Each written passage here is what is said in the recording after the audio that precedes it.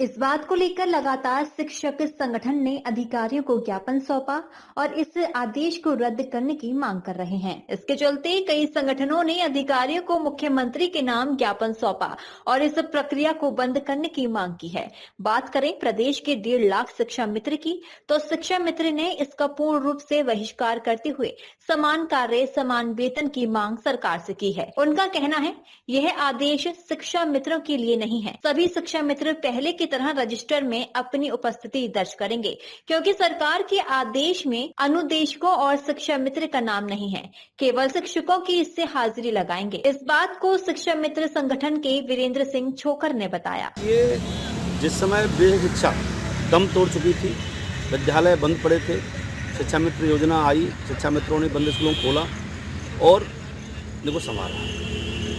हम सरकार से ये कहना चाहते हैं आपके माध्यम से कि शिक्षा मित्रों की जो मूलभूत समस्याएं विगत 10 सालों से हम लगातार सरकार से मांग उठा रहे हैं। सरकार ने इस बीच में 2 बार कमेटियों का गठन किया, लेकिन उस कमेटियों की रिपोर्ट भी आज तक पता नहीं कहाँ है, वही डॉक्टर 3 पात नतीजा कुछ नहीं निकला।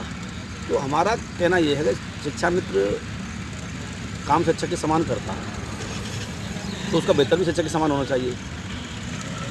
जो लोग ऑनलाइन वेतन पा रहे हैं, ऑनलाइन उपस्थिति उनकी ली जाए।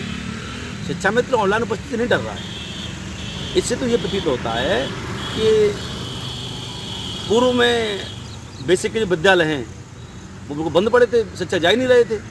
इससे क्या मंशा सरकार जाहिर करती है? अरे अगर आपको कहीं संदेह है तो आप जवाबदेही तय करो ना।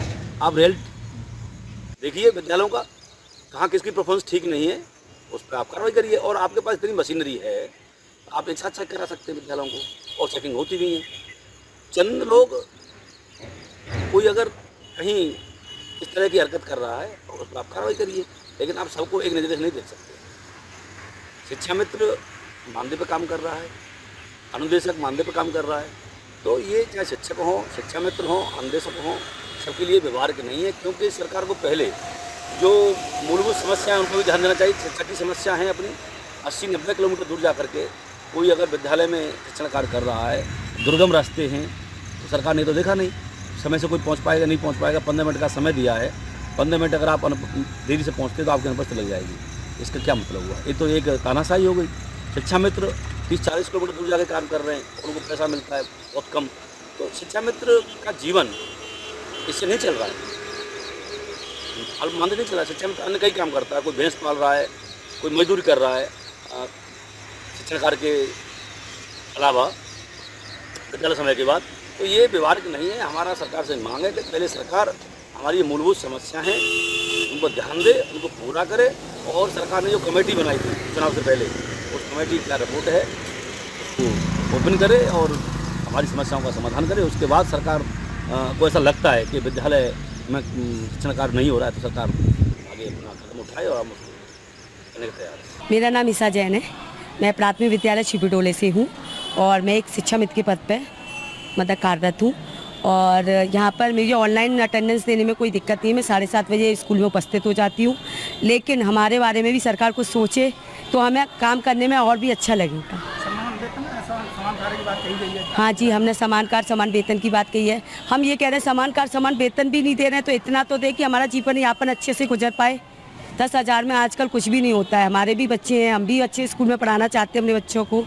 इसीलिए बस उनसे सरकार से यही अपील है कि हमारे शिक्षा मित्रों के बारे में भी ध्यान दें। जी, बायोमेट्रिक जो गवर्नमेंट ने चालू की है, इसमें प्रक्रिया थोड़ी सी अभी कठिन है। क्योंकि क्या है कि अभी जो हम लोगों को टैबलेट प्राप्त कराई हैं ये प्रॉपर तरीके से काम ही नहीं कर रही हैं।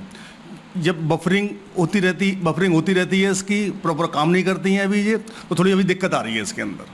तो विरोध कर रहे हैं, क्या सरकार बदलाव करेगी इसमें कुछ? अब जो सरकार पर डिपेंड करता है कि सरकार, हम लोग सब सरकार के अधीन हैं, हम लोग सब सरकार के अधीन है, सरकार पे डिपेंड करता है। हम लोग विरोध कर रहे हैं अभी इसका। अभी हमें थोड़ी समय दिया जाए इसके लिए। केवल शिक्षक ही इसमें हाजिरी लगा रहे हैं? केवल शिक्षकों की हाजिरी लग रही है, बाकी शिक्षा मित्रों की और कर्मचारियों को हाजिरी नहीं लग रही है इसके अंदर अभी। वहीं इस आदेश के बाद पूरे प्रदेश के शिक्षकों में रोष व्याप्त है। वहीं शिक्षा मित्र का कहना है कि पहले सरकार हमारी मांगे पूरी करें और उसके बाद हमें इस प्रक्रिया में शामिल किया जाए। अब देखना होगा क्या सरकार इस मामले में कोई बदलाव करती है या नहीं। प्रदेश सरकार द्वारा जिस तरह सरकारी स्कूलों में बायोमेट्रिक मशीन से जो अटेंडेंस है टीचरों की वो लगाने का आदेश दिया गया है, लेकिन इसके बाद इसका विरोध शुरू हुआ है। लगातार शिक्षक संगठन हैं, उन्होंने ज्ञापन दिए हैं और वे इसका विरोध कर रहे हैं कि जिस तरह जो आदेश है अगर शिक्षकों पर थोपा जाएगा तो तमाम शिक्षक ऐसे होंगे जो देहात और अन्य स्कूलों में देरी से पहुँच पाते हैं क्योंकि वहाँ साधन नहीं है।